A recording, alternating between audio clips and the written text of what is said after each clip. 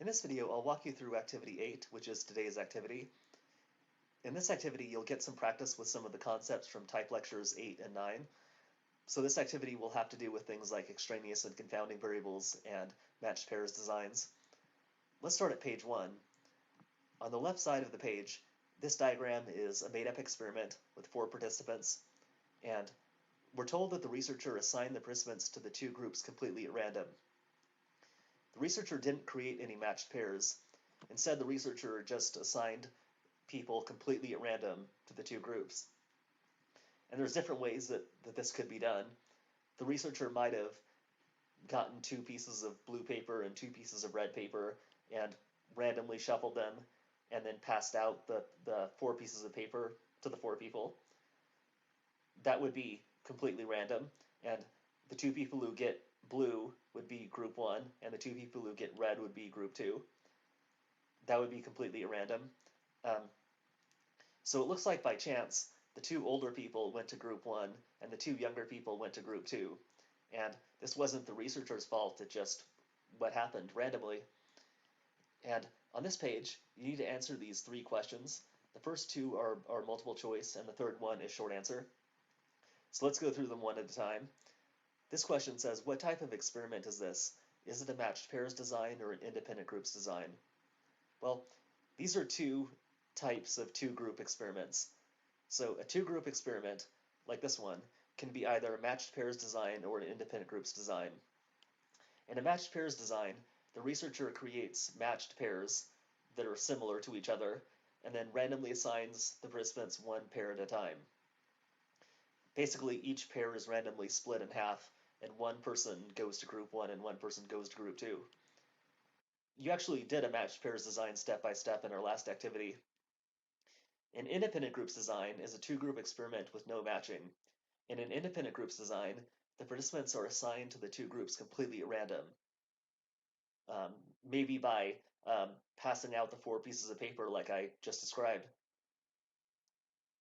That would be completely at random. So if I imagine that we're in class and I'm doing an experiment with you as my participants, and I take 2 different stacks of paper that are different colors, and I shuffle them and I pass them out to the class, and I do that to randomly assign you to 2 conditions.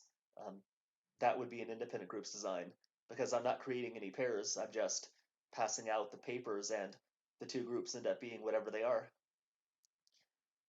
So this is asking which type of experiment is this? The question number 2 says, do the 2 groups look equal in age? So I'm asking you if group 1 as a whole looks roughly equal to group 2 as a whole in terms of age. Now I'm not asking if the 2 people inside the same group are equal to each other, because obviously the 2 older people in group 1 are at least roughly equal to each other, and the 2 younger people are at least roughly equal to each other. But what I'm asking is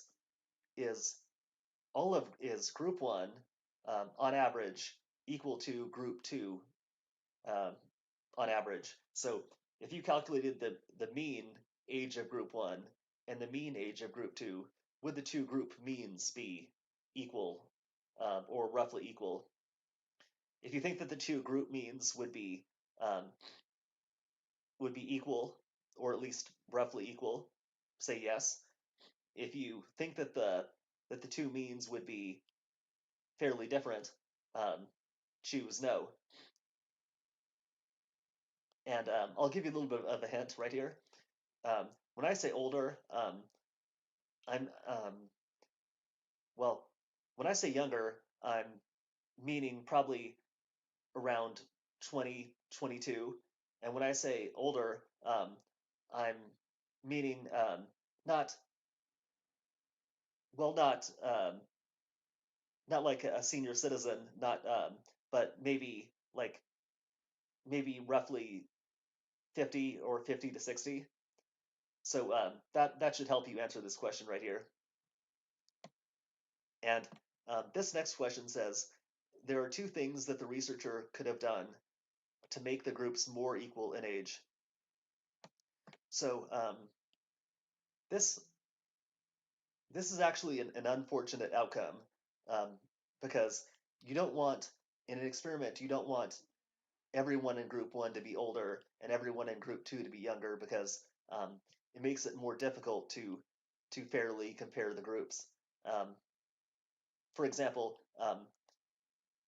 if it's let's see, if you were doing an experiment in which one group runs on a dirt track and one group runs on a, let's say, rubber track, and you compare the two groups to see which group runs faster, um, you wouldn't be able to fairly compare the groups to make a decision about the effect of the track surface, because um, if one group does better than the other, you don't know if it's because of age or if it's because of the surface that they ran on. For example, let's say group one runs on the dirt track and group two runs on the rubber track, and group two runs faster. Well, you don't know if it's because of the rubber track or if it's because of them simply being younger and running faster because of um, being younger. So that's why um, this is why you don't want the two groups to be like what they are right here. You want the two groups to be as equal as possible.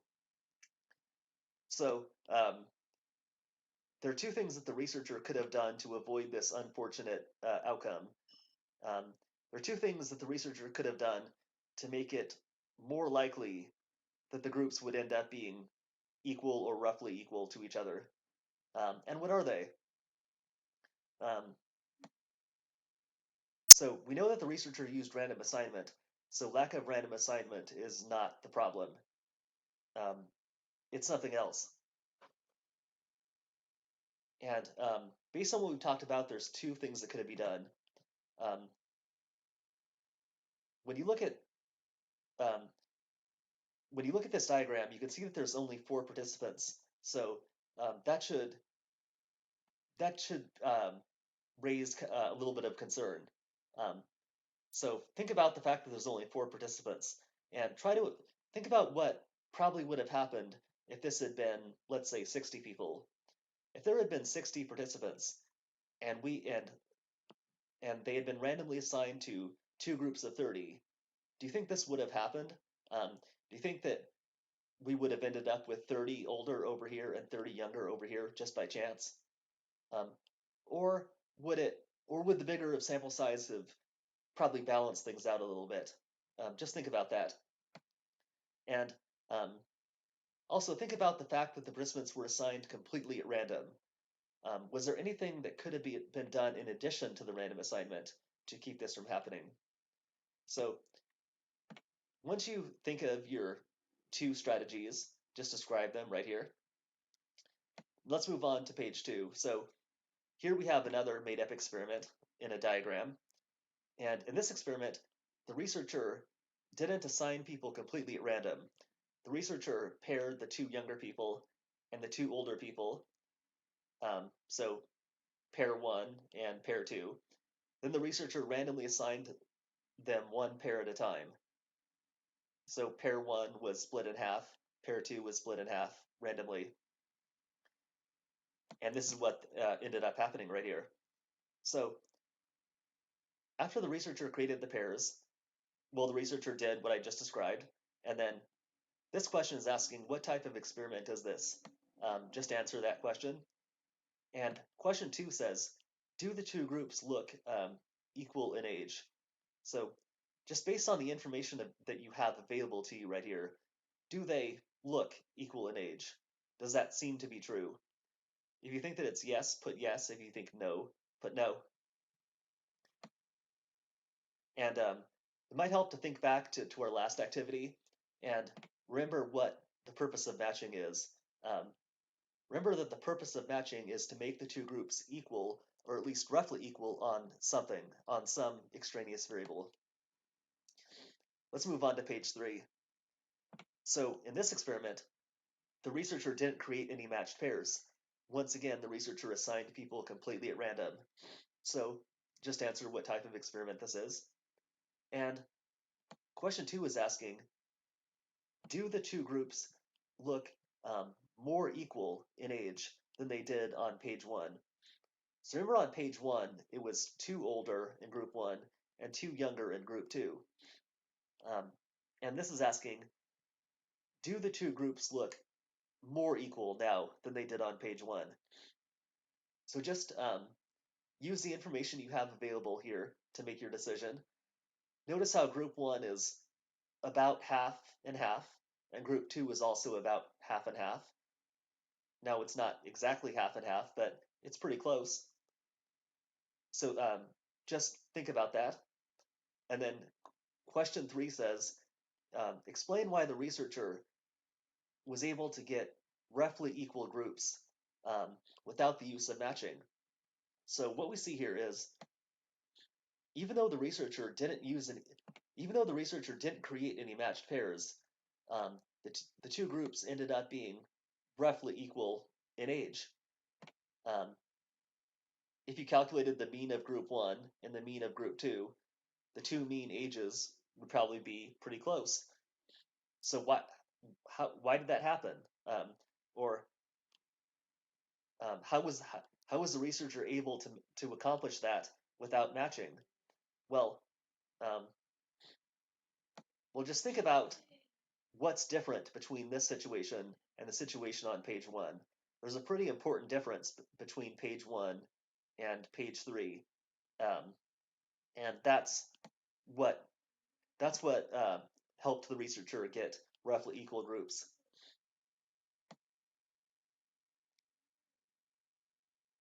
Okay, so now let's move on to page 4. So now here you're actually going to make up your own experiment. Um, so what you have to do first is make up the initials of your participants.